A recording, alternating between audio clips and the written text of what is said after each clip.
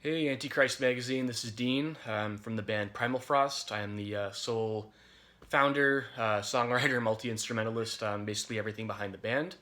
And yeah, I'm here today to hopefully answer some questions, promote the album Lost Elegies a little bit, the new album that just came out a couple of weeks ago. And yeah, so just here to answer some questions. Hopefully, get something out of it, get a chance to check out the music, hopefully enjoy it. So in regards to the band name, this is the first question I'm being asked. So when I started this group, the project in 2012, so I would have been 15 years old then. I was really influenced by a lot of like European metal, Scandinavian, melodic death metal, folk metal, even darker stuff like black metal as well. And I wanted to have a name that kind of fits like the visual aesthetic of a lot of bands, in the vein of like Ensiferum, Wintersun, Kalma, but also, things more along the lines of black metal as well, like Dimmu Borgir, Dissection. Another big influence was actually Bathory, the kind of the Viking era Bathory, like albums like Twilight of the Gods, Nordland, and especially the fact that Bathory was a one-man band. That was a big influence for me starting the project, but in relation to the name, Primal Frost, I think that those two words together kind of fit a lot of the lyricism of bands like that, and that kind of fits the lyrics that I would kind of go on to write with the albums, and just the fact that Primal Frost is one word put together, putting primal and frost, right? So that makes it very distinct with search engines, but also just the fact that it's a unique word; it hasn't been used before, so it's distinct and it's easy to find. So that's really the mentality I've had, just because like there's no other band that's going to be called that, right? And it's not a word from like a mythology book or something that other bands have used before. So that's really where the name Primal Frost came from. So with the new album, Lost Elegies, so obviously everybody's livelihood has kind of been turned upside down with COVID kind of screwing everything up around the world, and it certainly happened to me big time. I don't want to go into that too much, but it did at least give me some time to get the album recorded, which is something I've been putting off for a long time. So with the amount of touring I've been doing between kind of like 2015 to around 2019, 2020, that really got in the way of me kind of having the creative energy and the time to do another album for the band, because the last album I did was in 2014. It was Prosperous Visions, which I released on Maple Metal Records, so I would have been quite a while ago now. And yeah, a lot of these songs have just been sitting for quite a long time on the new album, and I've had to rework and modify a fair bit to kind of fit the newer things that I've written within the last like year or two. So being quarantined at home, that's really what allowed me the time to get everything kind of put together and dialed into the point where I could get the album just recorded, and I have a good enough setup at home to do proper engineering, proper tracking and recording for an album, and get it sent off to be mixed and mastered at professional studios and everything. So yeah, like luckily, COVID did allow me to manage to get this band revived, get the new album out. I'm incredibly happy with all of these songs. I really think that I've really crafted and honed and refined version of the Primal Frost sound that really goes along the lines of epic metal, symphonic metal, but at the same time taking a lot of influence from more extreme genres. So it's still being, having a lot of melody, a lot of things that are kind of more common in melodic music, but at the same time combining a lot of grit and power and intensity of death metal and black metal. So there's still a lot of like fast picking blast beats, heavy riffs. And I think that's kind of what sets apart Primal Frost and this new album, Lost Elegies, from a lot of other bands kind of in similar genres. In terms of the lyrics of this release, lyrically it was a bit of a departure from like what I've done on the previous two albums. I think that just I've matured a bit since then, and I think I've managed to take the time a little bit more to have more of a specific concept with the lyrics, but this time I'm kind of straying away from more so specific mythologies and stories. I think like the first album, Chapters of Time, a couple of the songs did specifically reference like a lot of concepts in like Norse mythology and Valhalla, things like that.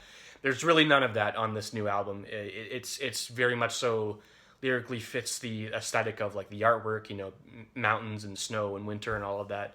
But the lyrics themselves really more so focus around a lot of, I wouldn't say just things like personal struggles and, you know, sorrow and sadness and stuff like that, but it also relates to a lot of, you know, things that are very much so, you know, found in mythology, you know, certain belief systems, whatever, but a lot of like self-empowerment, self-belief, fighting through specifically hard times, tough times, you know, and there's a lot of kind of like metaphors in relation to what you see in kind of like the aesthetics of the booklet and the artwork, you know, life being a long, lonely journey, things like that. And a lot of it's specific and personal to me. And I've tried to write it in a way that was at least, you know, not overly specific and personal, but at least could be interpreted and paleted to different people with whatever someone might be going through in their life, whatever somebody has dealt with in the past. I think that lyrically it can fit to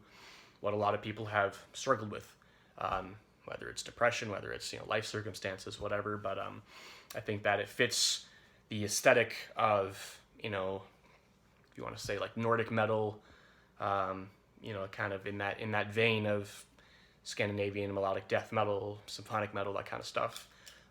Just kind of fitting still in the vein of a lot of the bands that Primalfrost have taken specific influence from. What's this next question here? So yeah, the cover art is kind of what I managed to elaborate on a little bit. So the cover art of Lost Elegies kind of focuses around this like tattered book that's in this like kind of like a castle fortress, but in the background you see a fair bit of snow and mountains and things like that. And the actual purpose of it is to combine the artwork of the 3 singles. So when I initially released the album, the singles throughout 2021, it was the songs Maelstrom, Stormbearer, and Nomad, and they all have individual separate artworks, but this artwork for the full-length Lost Elegies, it's basically a combination of all of those things. With the artwork was done by Jan Jurland of Dark Rope Design in Finland, and that was basically the idea, was just to combine everything visually. So as you can see, like with it's kind of focusing on this like tattered book, which is basically, you know, the Lost Elegies, right?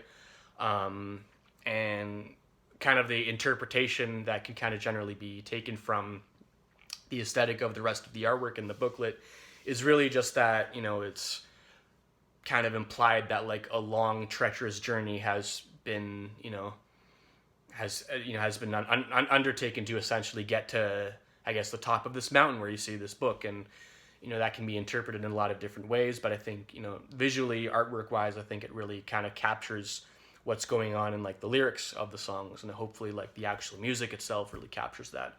But yeah, it's really open to interpretation. I don't think it's like specifically overly vague or anything. It's quite specific what you see, you know, with the lyrics, it's quite specific like what they're about. But that's the idea, is that it's very, you know, easily interpretable to a lot of people, like their past experiences and dreams and, you know, thoughts, you know, whatever. I think that it's really, it can be taken in and appreciated by quite a number of people, I think, that especially metal fans. So do you think it's important to have a label deal? In 2021, or I guess 2022 now, not necessarily. I think that it's pretty tough, especially in this current climate, just the fact that, especially when, you know, COVID has really taken over the world like the last couple of years, there's a lot more people making music, there's a lot more people starting bands, and that's both a good thing and a bad thing. I think that it's good to see so many people being creative and making music, but at the same time that makes it even more difficult for artists and music to stand out and be distinct. And having a label it really depends on the label. There's a lot of really good labels out there. There's a lot of you know, everybody knows the deal with the music world. You know, there's a lot of rip-off artists, rip-off people. Definitely not going to name names or anything like that, but it really depends on where your band is at, what your goals are. I think with Primalfrost, it's a bit difficult to say, just because of the fact that with this specific project being kind of on hold for like a number of years, and it's kind of like coming back, but also the fact that Primalfrost is basically a one-man studio group, right? We're not, you know, I play live and tour with other bands, right? So like Primalfrost is really just a studio thing. So I'm so far going about this album released independently. I might, in fact, do a re-release or do a distro deal with a specific label or something like that down the line. But we'll have to see. And it relates into the importance of a label. I think it really, really depends on the group. There's a number of different factors that make a label a good label. There's a number of different factors that make a label deal good or bad for a band. So it really depends. What do we have here? What and when got you into music? It's really tough to say. I think that I kind of grew to have an appreciation for music maybe when I was like 5 or 6. I think that, that was kind of a time where I think it was actually like my brother had like received like a mix CD from his friend, and there was like groups like in the world of, in terms of metal and rock, there was like everything from like Guns N' Roses to Rammstein and stuff like that. And that was kind of like my first taste of like, the kind of world of like metal music, rock music, whatever you want to say. And it really wasn't until like age 12 or 13, that was when I really started to get into like extreme metal and things like that. And for me, like, as my taste in metal specifically is, to this day, it's all over the place. It's a very even concentration of different subgenres, everything from like death metal to black metal to all the way to groups like, in the hardcore vein, for example, or even like power metal, right? It's really all over the place. And I think that roughly around the age of 12 or 13 was when I started to get into the specifics of like different subgenres and stuff like that, at least in the metal world. And, and that's, I'm 25 now, so like all the way up until now, my taste really hasn't changed much, truthfully, in terms of my taste in metal. I've just obviously started listening to other bands, lots of other bands, and, but in terms of like the amount I listen to of specifically like, melodic death metal, or specifically, punk or hardcore or something like that, it's always been a very even concentration. I can't really specifically say, oh, I'm a thrash guy, or I'm a this or whatever. But yeah, that's kind of my story in that sense. I could change anything about the music industry, what would it be? Oh boy. That's a really tough one to say. I think that it's kind of going back to what I was saying before, when I answered the question about the label. Just the fact that there's so many bands now kind of doing all of the same thing, and it being incredibly difficult for so many people to create something special, create something that really stands out and gets heard. I would just say, like, I don't want to, crap on anyone, say, like, don't start a band, don't make music or anything like that. But I think that I would definitely, hopefully, try to weed out bands that are not overly serious to the point where they don't go all out, they don't go 100% in terms of like the production and the songwriting and the, like, if I think that if a band is going to release an album, going to go through the motions of promoting and everything, I think that it should be really, really well planned and thought out, just because of the fact that there is so many bands playing specific genres, specific subgenres, and just it being so difficult to stand out. So I think that maybe in terms of changing something in the music industry, I just think that maybe if more bands make more of an effort to stand out and try to be distinct and not kind of like lost amongst tons of other bands, right? And not to say Primalfrost is like the most unique or the most special or anything like that, but I with bringing this album back, I'm really trying to do my best, and that's really all subjective, right? So we'll see. That's really just going forward. I think that what we can all do is just give more bands a chance, and I think that certain bands will flourish and be more popular, certain bands won't. So with the changing climate of COVID really doing its number on everybody, we'll just have to see. We'll have to see what happens for sure. It's definitely pretty unique times right now. Any new music and movies that have impressed you?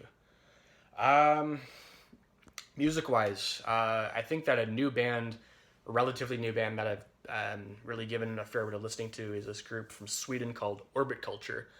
I think that they're quite, back to what I was saying about bands being unique and everything, I think they're doing something really, really unique that has not been done before. I think that they have really found a niche sound that's kind of like, I would say it's like combining kind of like the riffs of like Metallica, and classic thrashy bands, but with a very, very like modern take, like, I would say in the vein of like a group like Humanity's Last Breath, like, kind of like that very modern, powerful, like gent sound, like modern metal, right? And they've managed to combine that kind of sound and that kind of production with, classic just metal riffing, like in the vein of like Metallica or Testament or something like that. And I think their music is really, really good. The song Saw off their album Red Fog, I've listened to like a million times. It's so good. But yeah, the band Orbit Culture from Sweden, I really think that they're doing really, really well. I think that they're in the right place at the right time to be doing something unique, something special in the metal world. In terms of movies, I did see the movie House of Gucci fairly recently. It is definitely not like a girly fashion movie or anything like that. It's very much so along the lines of crime and murder and the whole story behind this empire, this big company and everything. And it really surprised me. It was really, really good. Huge budget to have so many like famous actors like Al Pacino and Jared Leto. Yeah, it's great. Really, really good movie. Really impressed with it. Tell a bit about the local scene. Yeah, so I'm based out of Toronto, and I've been basically playing, out of here my whole life. I was in the U.S. a fair bit playing with Vital Remains, going over to Austria as of recently to play with Belphegor.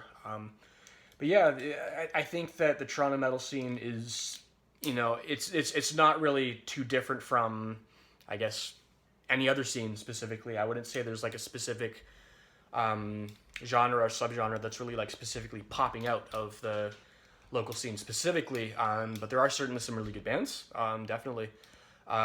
Most recently I was playing with a group called Operas, which is along the lines of like kind of like power metal, symphonic metal, more along the lines of like Rhapsody, Therion, that kind of stuff. And I think there's other similar bands like that have come out of Toronto, like Crimson Shadows, for example. There's a newer group called Lutharo, kind of like following in that same kind of vein, that kind of fast, heavy melodic sound, similar to Primalfrost as well, I guess. But yeah, there's a lot of different bands that have come specifically out of Toronto and Southern Ontario as well, to playing quite a wide variety of subgenres. And yeah, certainly some good bands out there, absolutely. But what are the future plans for Primalfrost?